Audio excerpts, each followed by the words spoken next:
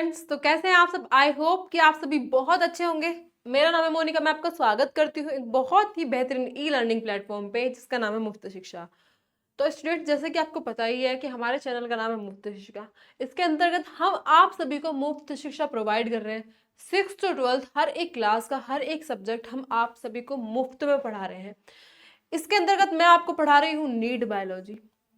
देखिए, हमारा चैनल मुफ्त में है, ठीक है। हम मुफ्त में सभी को हर एक तरीके की एजुकेशन देना चाहते हैं। जैसे कि हम एकेडमिक्स में भी दे रहे हैं, जैसे फाउंडेशन कोर्सेज वगैरह भी हम लोग ला रहे हैं, ठीक है। इसके अलावा नीट की तैयारी कराई जा रही है, मैं आपको नीट बायोलॉजी पढ़ाती हूँ। इसके अलावा हम लोग एसएससी के कुछ एग्जाम्स की भी प्रिपरेशन कराने वाले हैं, ठीक है। तो हमारे चैनल पे हर एक प्रकार की आपको शिक्षा मुफ्त में मिलने वाली है। तो इस चैनल को सब्सक्राइब करके रख सकते हैं, क्योंकि आपको जैसे भी जिस भी तरीके की जरूरत होगी उस तरीके की हम आपको शिक्षा जो है मुफ्त में प्रदान करेंगे, ठीक है। तो मैं आपका स्वागत करती हूँ कि आप लोग आइए हमारे चैनल पे और सब्सक्राइब करिए, लाइक करिए, शेयर करिए, अपने आसपास के लोगों को बताइए जो कि शिक्षा से वंचित हैं, यानी कि जो शिक्षा नहीं ले पा रहे हैं किसी भी कारणवश, जैसे कि उनके पास कोई भी फाइनेंशियल कंडीशन की वजह से पैसे नहीं है, या फिर कुछ भी है, या फिर आसपास में कोचिंग सेंटर नहीं है, बहुत दूर दराज के गाँव में उनको जाना पड़ता है। तो गांव में या शहर में जहां भी उनको कोचिंग सेंटर नहीं मिल पाते हैं, तो वो ऑनलाइन शिक्षा प्रदान कर सकते हैं हमारे थ्रू, ठीक है। तो बच्चों, इसके अंतर्गत जो है आप लाभ उठा सकते हैं हर एक प्रकार की शिक्षा का। आप अपने आसपास के अपने छोटे बहन भाइयों को सभी को बता सकते हैं कि इस चैनल पे हर एक क्लास का हर एक सब्जेक्ट मुफ्त में पढ़ाया जाता है, ठीक है। इसके अलावा हम अच्छे लेवल के एग्जाम्स की भी तैयारी करवा रहे हैं आपको। अभी हमने स्टार्ट किया है, सारे एग्जाम्स हम लोग कवर करने वाले हैं। नीट बायोलॉजी में आपको पढ़ा रही हूँ, सिंपल आपको जो है पूरा कॉन्सेप्ट क्लियर कराया जाता है। इसके अलावा आपको क्वेश्चन प्रैक्टिस भी कराई जाती है भरपूर मात्रा में, ठीक है। तो आप सभी हमारे साथ जुड़ सकते हैं और अपने आसपास के लोगों को भी बता सकते हैं, ठीक है। तो बच्चों, आज हम नया चैप्टर स्टार्ट करने वाले हैं जिसका नाम है sexual reproduction in flowering plants, यानी कि जो आपके एंजियोस्पर्म्स होते हैं उनके अंदर सेक्सुअल रिप्रोडक्शन कैसे हो सकता है, ठीक है।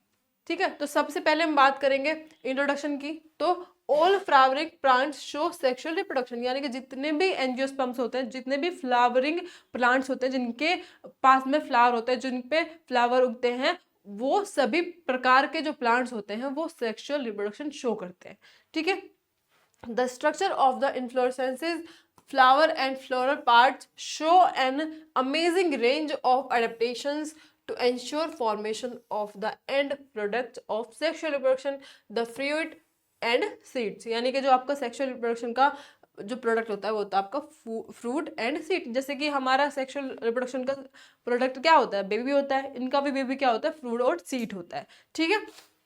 तो सबसे पहले हम बात कर लेते हैं, अगर हम सीड की बात कर रहे हैं, फ्रूट की बात कर रहे हैं, तो हमें पता होना चाहिए कि एम्ब्रियोलॉजी का मीनिंग एक्चुअल में होता क्या है, ठीक है। तो एम्ब्रियोलॉजी होती है the branch of botany that deals with the nature and development of the structures and the processes associated with the sexual reproduction in angiosperms, ठीक है। ये होती है आपकी एंजियोस्पर्म्स में एम्ब्रियोलॉजी। वैसे एम्ब्रियोलॉजी का मतलब सिंपल पता है बच्चों क्या होता है कि एम्ब्रियो जो होते हैं उनकी स्टडी करना। वो एम्ब्रियो प्लांट्स के भी हो सकते हैं और एनिमल्स के भी हो सकते हैं, ठीक है। तो एम्ब्रियो की स्टडी करना, जैसे कि आप यहाँ पे सीड की स्टडी कर रहे हैं, ठीक है। तो सीड में भी एम्ब्रियो होता है, तो सीड के एम्ब्रियो की स्टडी कर रहे हैं, तो इसको भी हम क्या बोलेंगे, embryology, the study of embryo of the या तो प्लांट्स या फिर एनिमल्स, ठीक है।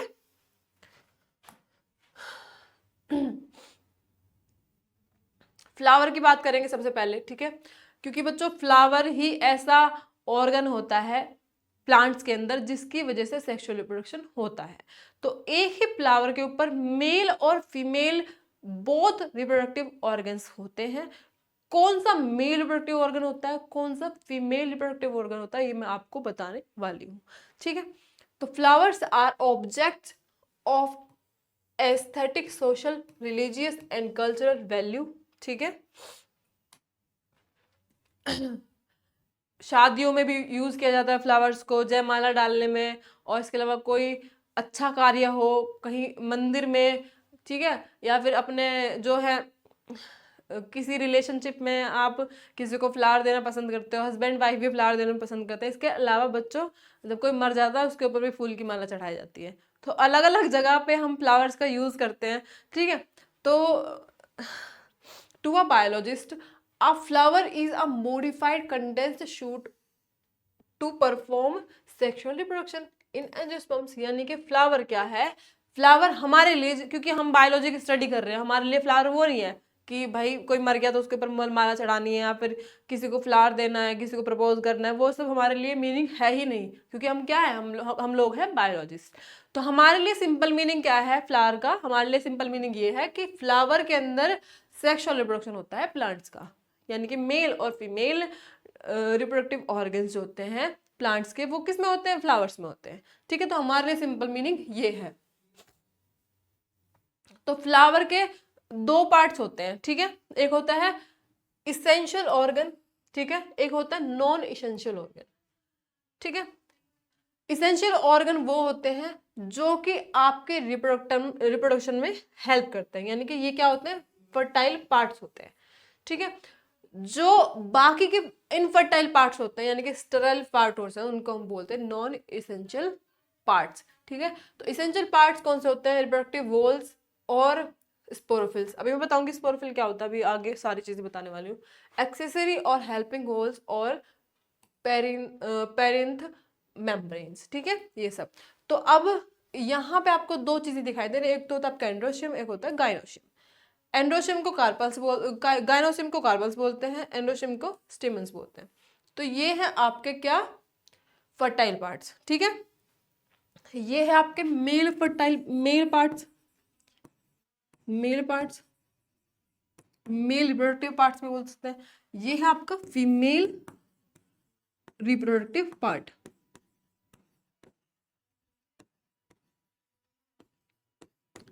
ठीक है बच्चों, ठीक है।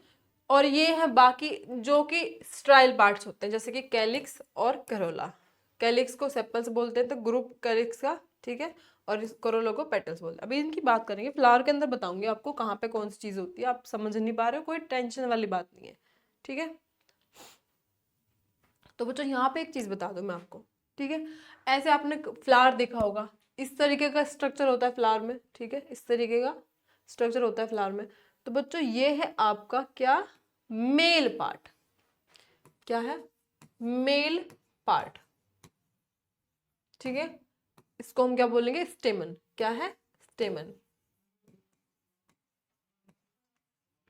और बच्चों ये सारे क्या है, मेल पार्ट है। लेकिन बच्चों ये आपको ग्रीन कलर का स्ट्रक्चर दिखाई दे रहा है, ये यहाँ पे, ये है आपका फीमेल पार्ट। क्या है बच्चों आपका, फीमेल पार्ट, ठीक है, यानी कि आपकी ओवरी, ठीक है। तो मेल पार्ट को एंड्रोशियम भी बोल देते हैं, फीमेल पार्ट को गाइनोशियम भी बोल देते हैं, ठीक है। तो बच्चों यहाँ पे थोड़ा सा हमने मेल और फीमेल बस थोड़ा सा इंट्रोडक्शन पढ़ा। अभी पहले हम पढ़ेंगे कि एक तो फ्लावर का स्ट्रक्चर पढ़ना हमें पूरा, फ्लावर कैसा होता है, क्या होता है फ्लावर के अंदर, कहाँ पे कौन सी चीज पाई जाती है, तो ये पढ़ना है, ठीक है। दूसरा pre fertilisation structures and events, यानी कि फर्टिलाइजेशन से पहले कौन कौन से स्ट्रक्चर्स होते हैं, उनमें कौन कौन से इवेंट्स होते हैं, ठीक है। तो सबसे पहले हम पढ़ रहे हैं मेल पार्ट के बारे में, जिसको हम बोलते हैं स्टेमन, या फिर हम इसको माइक्रोस्पोरेंजियम भी बोल देते हैं, या फिर पोलन ग्रेन भी बोल देते हैं, ठीक है। ये क्या है आपका, पूरा स्टेमन है, ठीक है।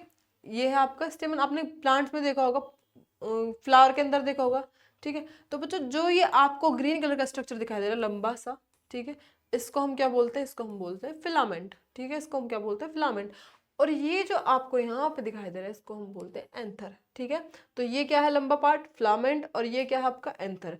यहाँ पे ही पोलन ग्रेन्स लगे होते हैं, ठीक है, जो कि आपके स्पर्म्स कैरी करते हैं, ठीक है। तो स्टेमन और माइक्रोस्पोरोफिल भी बोल देते हैं इसको, जिसको हम बोलते हैं मेल सेक्स ऑर्गन, ठीक है। तो इसके पास दो पार्ट होते हैं, एक तो फिलामेंट, एक होता है एंथर, ठीक है।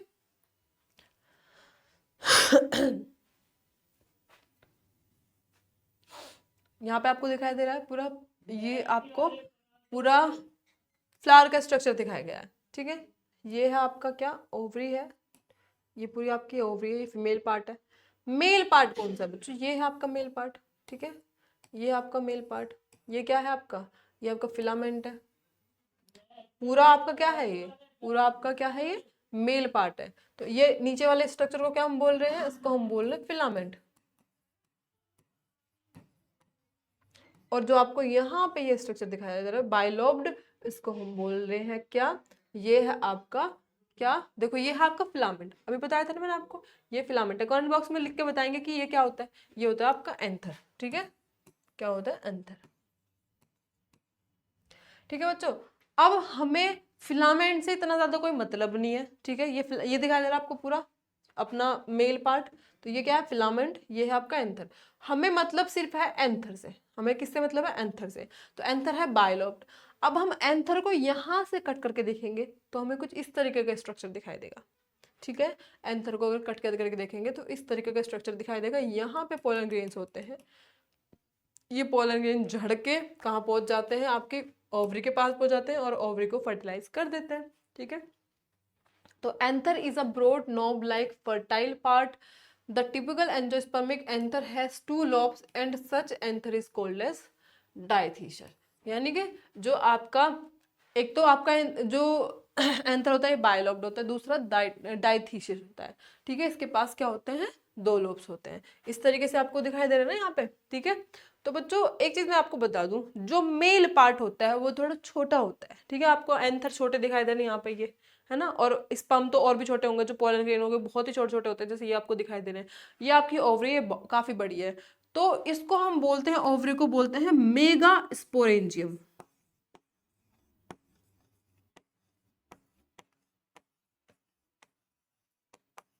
ठीक है। और जो आपका एंथर होता है इसको हम बोलते हैं माइक्रोस्पोरेंजियम। मतलब एंथर के अंदर देखो 4 लोब है ना, ये 1 2, कलर चेंज कर लेते हैं, ये लोब ये लोब ये लोब। तो बच्चों इतनी एक लोब को हम बोलेंगे एक माइक्रोस्पोरेंजियम, एक माइक्रोस्पोरेंजियम,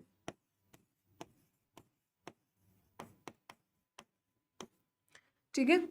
तो फीमेल पार्ट को क्या बोलेंगे, मेगास्पोरेंजियम, यानी कि बड़ा पार्ट है। मेल पार्ट को हम बोलेंगे माइक्रोस्पोरेंजियम। आई होप कि यहाँ तक आपको बहुत क्लियरली समझ में आया होगा, और बाकी की चीजें मैं आपको नेक्स्ट स्लाइड में बताती हूँ, ठीक है बच्चों। ये आपका फ्लावर है, फ्लावर में यहाँ एंथर है, यहाँ पे ओवरी है, ये आपको यहाँ पे ओवरी दिखाई दे रही है, ठीक है, फीमेल पार्ट। ये आपका क्या है, स्टेमन है, ये आपका फिलामेंट है, ये आपका क्या है, यहाँ पे एंथर है। तो हमने इस एंथर को यहाँ से काट के देखा ऐसे, ठीक है, इस एंथर को काट के देख लिया। जब हमने इसको काट के देख लिया तो हमको ऐसे कुछ स्ट्रक्चर दिखाई दिए, ठीक है। और ये ऐसे नहीं है बच्चों, ये ऐसे लंबे स्ट्रक्चर है, यानी कि अगर काटोगे ना ये नीचे तक आ रहे हैं, ठीक है, इस तरीके से कुछ, ठीक है, इस तरीके से कुछ आ रहे हैं, ठीक है। तो यहाँ पीछे तक जा रही हैं, अगर इसको हम काट के देखेंगे, जैसे मान लें हम, मेरा हाथ है यहाँ पे, ये आपका एंथर है, ये अगर हमने इसको ऐसे काट दिया यहाँ से, तो यहाँ तक जो है बीच में यहाँ तक ये आएगा, नीचे तक आएगा, ठीक है। तो इसी तरीके के ये नीचे जाता है। तो ये क्या है आपका एंथर है, ये इसका क्या है आपका, ये है आपका माइक्रोस्पोरेंजियम पूरा एक, इसको हम क्या बोल रहे हैं, एक माइक्रोस्पोरेंजियम। तो इसमें कितने माइक्रोस्पोरेंजियम हुए, 1 2 3 4, 4 माइक्रोस्पोरेंजियम हुए, जिसको हम पोलन सैक भी बोलते हैं। तो ये 4 पोलन सैक यानी कि 4 माइक्रोस्पोरेंजियम। अब बच्चों माइक्रोस्पोरेंजियम के अंदर आपको ये छोटे छोटे ये दिखाई दे रहे हैं डॉट डॉट लाइक स्ट्रक्चर, इनको हम बोलते हैं माइक्रोस्पोर, या फिर इनको हम वो क्या बोलते हैं, पोलन ग्रेन। इसी को हम क्या बोलते हैं, पोलन ग्रेन। पोलन ग्रेन ही क्या होता है, आपका मेल रिप्रोडक्टिव पार्ट होता है, ठीक है। पोलन ग्रेन जो होता है वही कंटेन करता है मेल स्पर्म्स, ठीक है। तो a diathecious anther consisting of 4 microsporangia, 2 in each lobe, example Datura, ठीक है।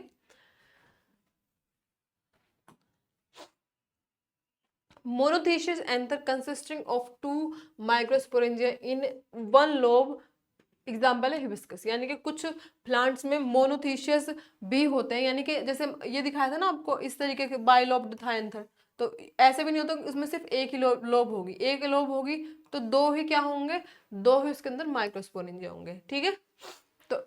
किस में होते हैं, हिबिस्कस में होते हैं।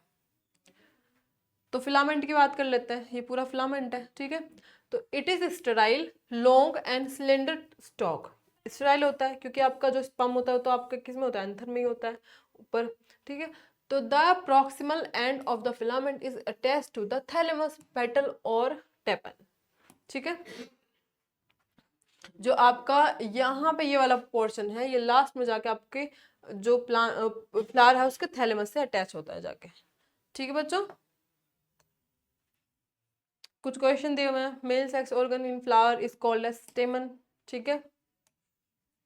वैसे मैं आपको पूरी क्वेश्चन प्रैक्टिस कराऊंगी, ये तो बस थोड़े से आइडिया के लिए कि किस तरीके के क्वेश्चन आते हैं, एक दो क्वेश्चन मैंने डाल दिए हैं। इसके अलावा पूरा क्लास जब मतलब पूरा चैप्टर कंप्लीट हो जाएगा उसके बाद आपको पूरी भरपूर अच्छे से क्वेश्चन प्रैक्टिस कराई जाएगी चैप्टर की, ठीक है। तो इसी के लिए बने रहिए हमारे साथ, पढ़ते रहिए और अच्छे से प्रैक्टिस करते रहिए, क्योंकि अगर बच्चों आप तैयारी सिर्फ करोगे ना और प्रैक्टिस नहीं करोगे तो आपकी तैयारी करने का कोई फायदा नहीं है, ठीक है। तो तैयारी करोगे लेकिन उसके साथ साथ क्वेश्चन प्रैक्टिस भी जरूर करोगे, ठीक है। A broad knob-like fertile part of stamen is called as anther. Monoecious anther is seen is hibiscus, अभी बताया। अब हम किसके स्ट्रक्चर पढ़ेंगे, माइक्रोस्पोरेंजियम का, ठीक है। यानी कि आप पूरा स्टेमन का मतलब पूरा खोल के अच्छे से पढ़ेंगे, यानी कि कट सेक्शन करके, टीएस सेक्शन करके हम एंथर का अच्छे से पढ़ेंगे, उसके अंदर कौन कौन सी लेयर्स होती है, क्या होता है क्या नहीं होता है, वो सब कुछ पढ़ेंगे, ठीक है। A young anther consist of homogenous mass of meristematic cells called as primary sporogenous cells surrounded by anther wall, ठीक है। Primary sporogenous cells from microspore mother cells to an inside the microspore, अभी ये बताऊंगी, ठीक है। अब देखो बच्चों, ये हमने एंथर को ऐसे काट के देखा था, ऐसे था ना हमारा एंथर, कुछ इस तरीके से, ठीक है, कुछ इस तरीके से था, ठीक है। तो हमने ऐसे काट के देखा था, काट के हमें क्या दिखे थे, 4 माइक्रोस्पोरेंजियम दिखे थे इस तरीके से, 4 क्या दिखे थे, माइक्रोस्पोरेंजियम दिखे थे, ठीक है बच्चों। अब माइक्रोस्पोरेंजियम तो हमें दिखे थे, लेकिन माइक्रोस्पोरेंजियम के बाहर यहाँ पे कुछ लेयर्स होती है, कुछ लेयर्स होती है माइक्रोस्पोरेंजियम के बाहर, ठीक है। तो हम इन लेयर्स की बात करेंगे सबसे पहले, इंपॉर्टेंट है, क्वेश्चन आ जाता है यहाँ से, ठीक है।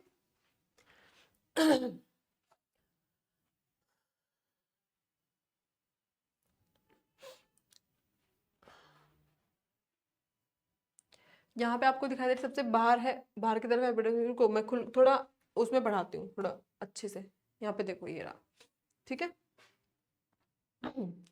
सबसे बाहर वाली लेयर है जिसको हम बोल रहे हैं एपिडर्मिस, ठीक है, सबसे बाहर वाली लेयर है, ठीक है। उसके बीच में है आपकी यहाँ पे ये सबसे बाहर वाली लेयर है, ठीक है। उसके बीच में है यहाँ पे एंडोथीशियम, ये वाली, ये क्या है, एंडोथीशियम, ठीक है। एंडोथीशियम के यहाँ पे कुछ लेयर्स बनी हुई थी कुछ सेल्स की, इनको हम बोलते हैं मिडिल लेयर्स, ठीक है, इनको हम क्या बोलते हैं, मिडिल लेयर्स। अब यहाँ पे ये है आपका, यहाँ पे आपके पोलर ग्रेन, तो पोलर ग्रेन के बिल्कुल बाहर वाली जो लेयर है इसको हम बोलते हैं टेपिटम, ठीक है, इसको हम क्या बोलते हैं, टेपिटम, ठीक है। यहाँ पे क्या होता है, एमएमसी, एमएमसी यानी कि माइक्रोस्पोर मदर सेल्स। बच्चों इसको अभी हम माइक्रोस्पोर क्यों नहीं बोल रहे हैं, क्योंकि ये अभी माइक्रोस्पोर मदर सेल जो है आगे जाके क्या प्रोड्यूस करेंगी, आपका पोलन, वो आपका माइक्रोस्पोर प्रोड्यूस करेंगे, यानी कि मेल सेक्स जो सब्सटेंस होता है जैसे स्पर्म, वो कौन प्रोड्यूस करेंगे, माइक्रोस्पोर मदर सेल्स करेंगी, ठीक है। Cells of this layer have cellulosic fibrous thickening arising from inner tangential wall which helps in dehiscence of anther due to their hygroscopic nature, ठीक है।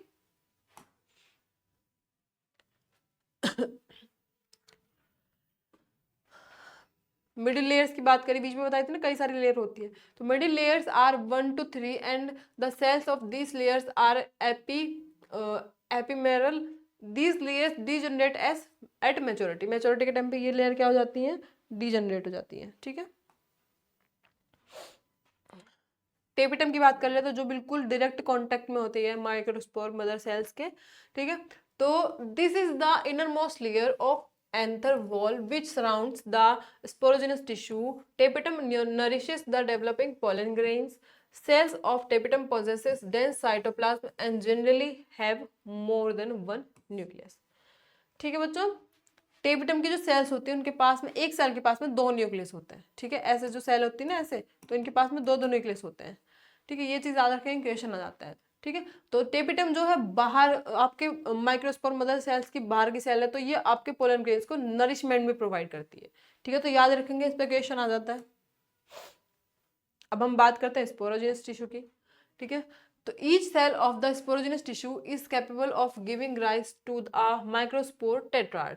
Therefore, each one of potential pollen mother cell, the microspores are arranged in a cluster of 4 cells called microspore tetrad.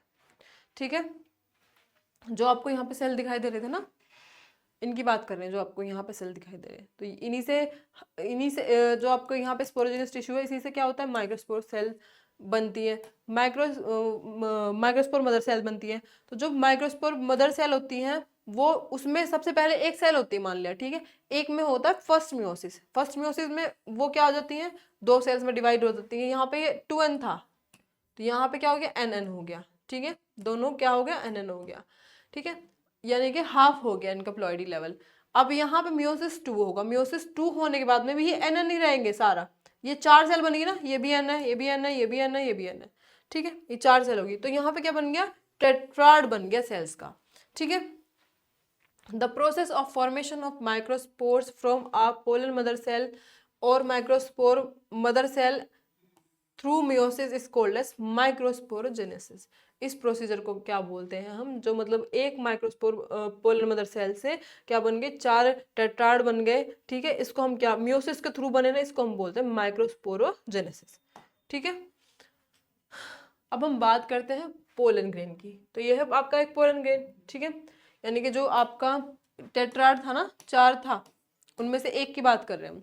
तो किस तरीके का structure होता है। ठीक है, द एग्जाइन, देखो सबसे पहली बात कि सब इसके ना पोलर ग्रेन के बाहर की तरफ एक लेयर होती है जो कि होती है एग्जाइन की बनी हुई, एग्जाइन बोलते हैं जिसको, सॉरी, और अंदर की तरफ एक लेयर होती है जिसको बोलते हैं इंटाइन। बच्चों, जो एग्जाइन होती है ना, ये बहुत ही टफ केमिकल से बनी हुई होती है, एक मतलब रेजिस्टेंट स्ट्रक्चर होता है जिसको हम बोलते हैं स्पोरोपोलिन।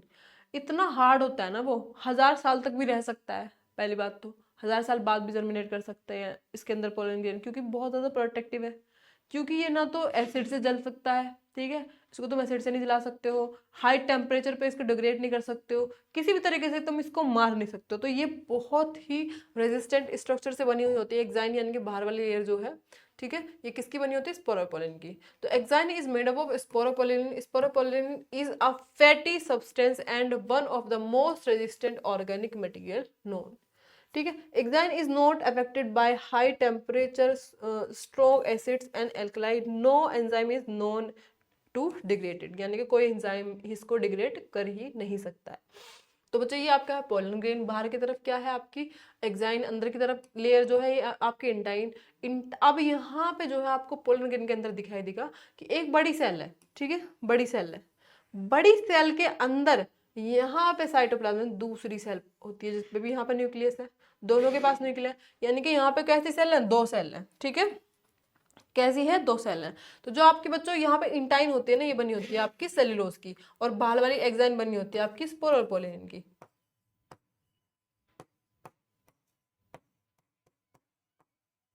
ठीक है बच्चों, अब एक बात और बता दूं, जो यहाँ पे ये आपकी एक्साइन दिखाई दे रही है आपको, यहाँ पे बीच बीच में पोर्स हैं। ठीक है, यहाँ पे स्ट्रक्चर्स हैं। तो ये पोर्स किस लिए होते हैं बच्चों, जब ये आपका पोलन ग्रेन आपकी जो ओवरी है, फीमेल रिप्रोडक्टिव पार्ट है, वहां पे जाएगा, तो यहाँ से ये क्या बनाएगा, पोलन ट्यूब बनाएगा, जो कि यहाँ पे हेल्प करती है इसको, आपके पोलन को कहाँ तक जाने में, ओवरी तक जाने में। तो पोलन ट्यूब बनाने के लिए स्ट्रक्चर यहाँ पे जो है खुला होता है। और दूसरा, यहाँ पे अगर ये खुला हुआ ना हो तो यहाँ से पोलन ग्रेन जो है, ये सेल जो है बाहर कैसे आएगी, नहीं आ पाएगी ना। तो इसलिए यहाँ से इसको बाहर निकालने के लिए भी जो है आपका जो है ये पोर होते हैं। बाकी ये जो आपकी बड़ी सेल है, ये आपकी छोटी सेल को नरिशमेंट प्रोवाइड करने का काम करती है। असल में जो ये छोटी वाली सेल होती है, ये छोटी वाली सेल ही जाके जो है प्रोडक्शन करती है किसका, आपके सीड का, ठीक है। यानी कि असल में ये सेक्सुअल रिप्रोडक्शन में यही इन्वॉल्व होती है, ठीक है बच्चों। Because of the presence of sporopollen, pollen grains of the past plants are well preserved as fossils. Fossil की तरह प्रिजर्व कर सकता है कि किसकी वजह से, स्पोरोपोलन की वजह से, क्योंकि पोलन ग्रेन के बाहर की कवरिंग क्या है, एक्साइन। तो ये बहुत ज़्यादा रेजिस्टेंट स्ट्रक्चर है आपका पोलन ग्रेन जो है, 1000 साल तक भी जीवित रह सकता है, किसकी वजह से, स्पोरोपोलन की वजह से। इसको हम प्रिजर्व करके भी रख सकते हैं, ज़रूरत ही नहीं है फोसिल बन जाएगा, ठीक है। तो pollen grain exine has prominent apparatus called germ pore, germ pores होते हैं, मैंने बताया जर्मपोर्स होते हैं ऐसे खुले हुए, वेयर स्पोरोपोलन इज एब्सेंट। जर्मपोर्स पे आपका स्पोरोपोलन नहीं होता है। अब हम इंटाइन की बात करते हैं। It is made up of cellulose and pectin, जो आपकी इंटाइन है अंदर वाली लेयर आपके पोलन ग्रेन की, वो किसकी बनी होती है, आपके सेलुलोज और पैक्टिन की बनी होती है। अब हम बात करते हैं डेवलपमेंट ऑफ मेल गैमेटोफाइट। जो आपका मेल गैमेटोफाइट है उसका डेवलपमेंट किस तरीके से होता है, कैसे बड़ा होता है, क्या होता है।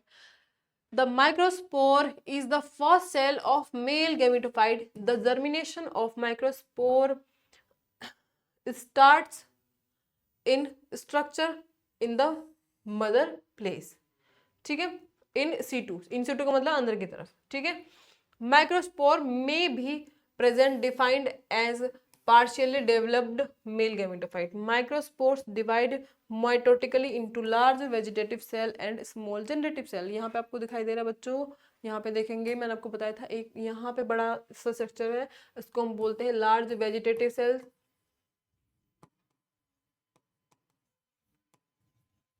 और ये क्या है आपकी स्मॉल सेल, ठीक है,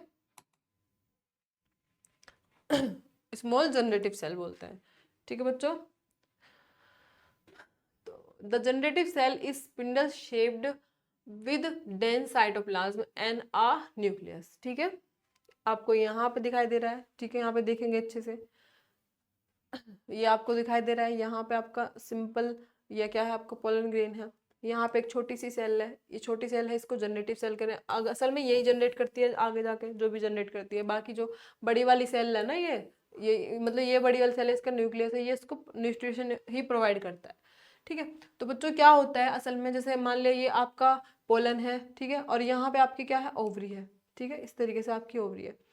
तो यहाँ पे ये पोलन जो है, यहाँ से आप जर्म पोर के थ्रू यहाँ से क्या करेगा, पोलन ट्यूब बनाएगा। पोलन ट्यूब के थ्रू यहाँ से जो स्पर्म है, अंदर से जो इस सेल है, ये आपके दोनों ये अंदर की तरफ जाते हैं, ठीक है, ये जाते हैं अंदर की तरफ, और जब यहाँ जाके आपके जो यहाँ पे फीमेल गैमीट होता है उससे जाके फ्यूज कर जाते हैं, ठीक है। Pollination takes place at two celled stage in 60% of angiosperms. 60% angiosperms में जब 2 सेल वाला पोलन ग्रेन होता है तभी पॉलिनेशन हो जाती है। In remaining species 3 celled stage, और बाकी में 3 सेल्ड स्टेज पे होता है। The further development of the male gametophyte takes place on the stigma, ठीक है। स्टिग्मा क्या होता है अभी बताते हैं उसके बारे में।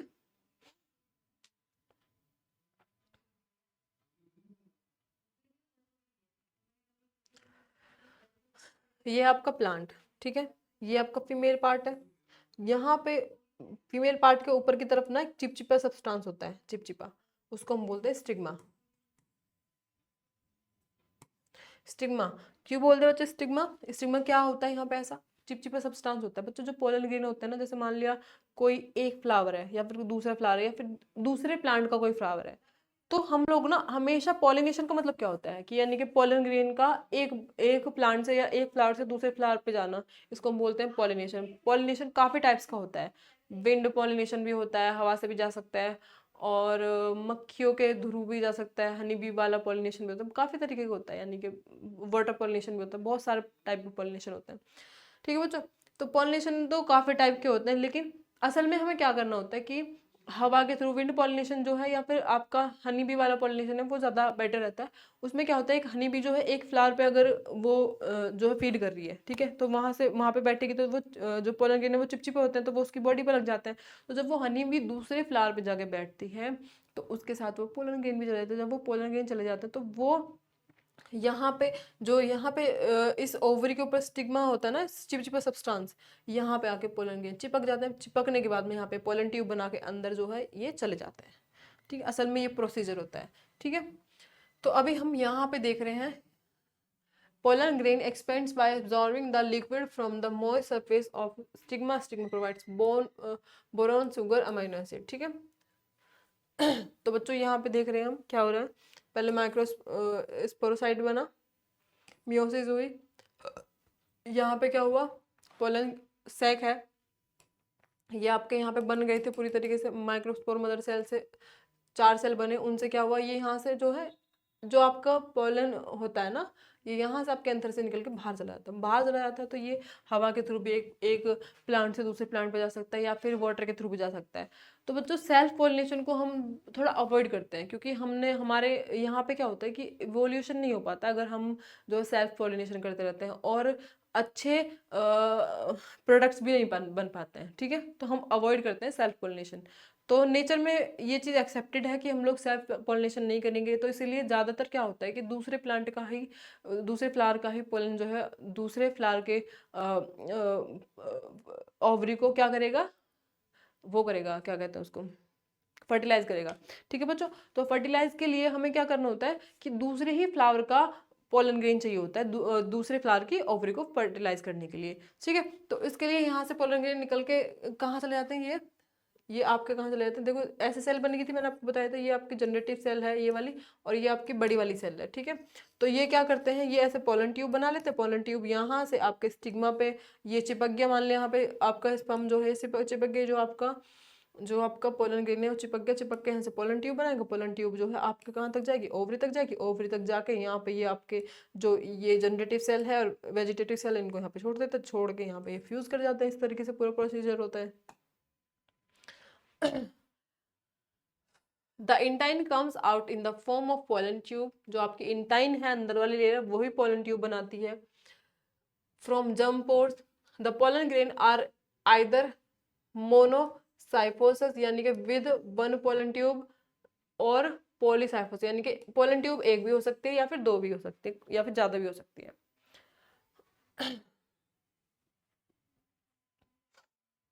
देखो ये काफी सारी पोलन ट्यूब दिखाई दे रही है ना, ऐसे भी हो सकती है, या फिर सिंपल एक पोलन ट्यूब भी बन सकती है।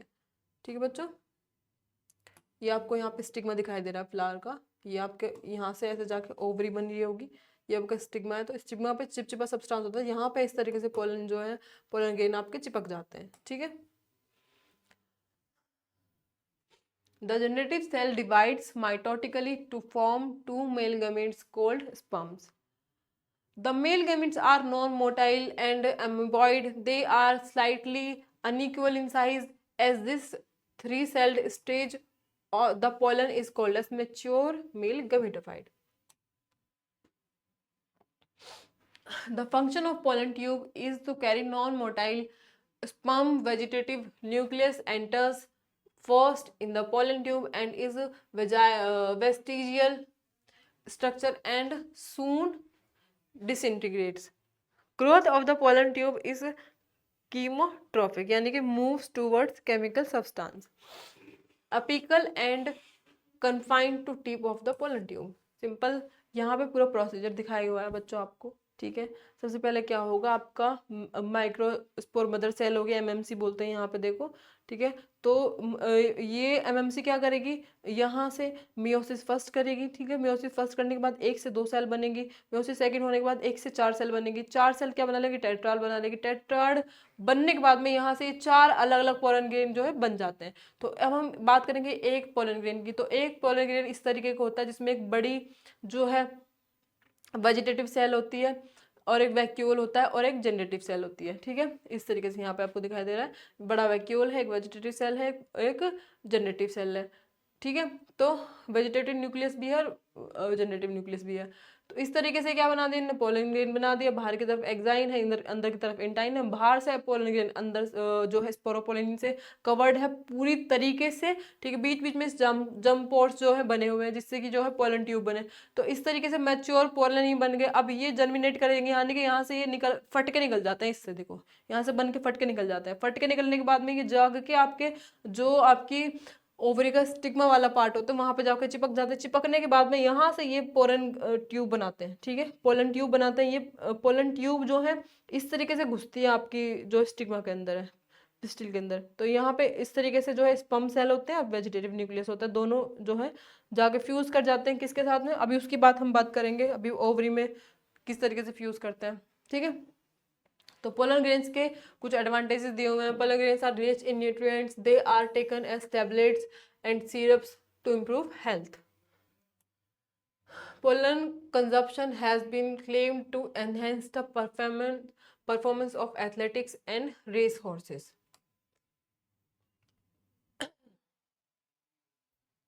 Cryopreservation by liquid nitrogen. Pollen grain can be cryopreserved in liquid nitrogen कितने टेम्परेचर -196, याद रखेंगे, इस पे भी क्वेश्चन आ जाता है। And use as pollen banks, ठीक है। क्वेश्चन है a typical angiospermic anther is bilobed and tetragonal consisting of 4 microsporangia, ठीक है बच्चों। what is the ploidy of the cells of the macrospore tetrad, haploid होते हैं, ठीक है, टेट्राड हैप्लॉइड तो होते हैं बच्चों। which of the following weed has become a major cause of pollen allergy in India? Pernicium. Intine is made up of pectin and cellulose. Pollen viability for rice and wheat plant is 30 minutes. तो बच्चों I hope कि आपको बहुत अच्छे से समझ आया होगा। आज हमने मेनली जो आपको पोलन ग्रेन है उसके बारे में पढ़ लिया, किस तरीके से, यानी कि मेल रिप्रोडक्टिव ऑर्गन के बारे में पढ़ लिया। फीमेल के बारे में हम थोड़ा डिटेल में पढ़ेंगे, ठीक है, नेक्स्ट वीडियो में, ठीक है बच्चों। तो अगर आपको समझ में आया है, अच्छा लगा है, तो आप कमेंट बॉक्स में अपना लिख सकते हैं, जो है अपना सुझाव कोई देना चाहते हैं तो वो भी आप लिख सकते हैं। इसके अलावा हमारी वेबसाइट है मुफ्त.शिक्षा, आप गूगल पे सर्च करेंगे तो वहाँ पे आप जाके किसी भी क्वेश्चन का आंसर दे सकते हैं, क्योंकि हमने वहाँ पे बहुत सारे क्वेश्चंस अपलोड किए हैं, कुछ स्टूडेंट्स ने भी क्वेश्चन अपलोड किए हैं। तो बच्चों जो वहाँ पे जाके क्वेश्चंस के आंसर देता है, सबसे ज़्यादा सही क्वेश्चंस के आंसर देता है, उनको रिवॉर्ड पॉइंट्स मिलते हैं। रिवॉर्ड पॉइंट्स मिलने का ये फायदा है कि जिसके पास सबसे ज़्यादा रिवॉर्ड पॉइंट्स होते हैं उनको हम अपनी तरफ से गिफ्ट वाउचर देते हैं, ठीक है बच्चों। तो आप क्वेश्चन वहाँ पे आंसर भी कर सकते हैं, और अगर आपको कुछ पूछना भी है तो आपको किसी भी तरीके का क्वेश्चन आप हमारी वेबसाइट पे अपलोड कर सकते हैं, हम आपका आंसर वहाँ पे ज़रूर देंगे, ठीक है बच्चों। तो इसके साथ ही मैं विदा लेती हूँ आपसे, मिलते हैं नेक्स्ट वीडियो में, तो बने रहिए हमारे साथ। Thank you so much.